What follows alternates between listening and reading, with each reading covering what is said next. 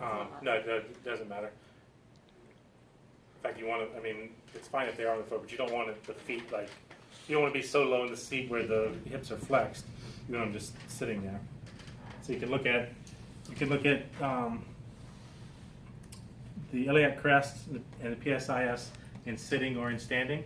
One thing that is kind of a useful test, to stand up again, if you're looking at like leg length discrepancy, and again, you look at her and you say, man, that's not right?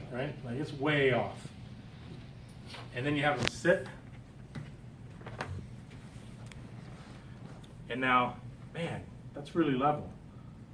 So what's probably going on if the height of the iliac crest dramatically changes from standing to sitting?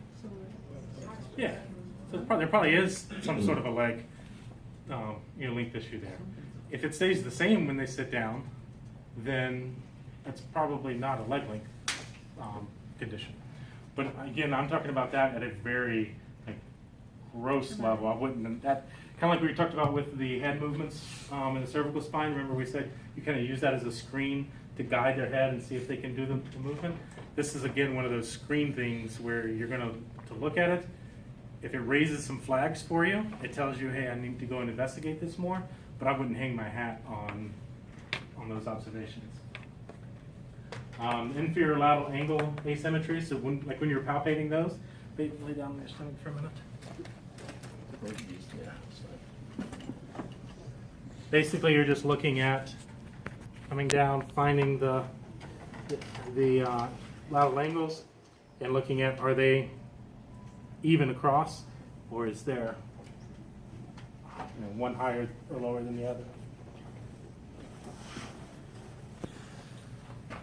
Pubic symphysis palpation. We did that palpation earlier.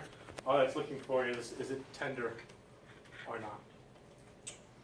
That tenderness, why would the pubic symphysis tenderness be associated with SI joint problems? The ligaments would hurt because they're withstanding all the movement. Yeah, they have too much mobility. Not if there's instability there. Exactly, those ligaments across the pubic symphysis are taking a lot of stress and strain from the motion.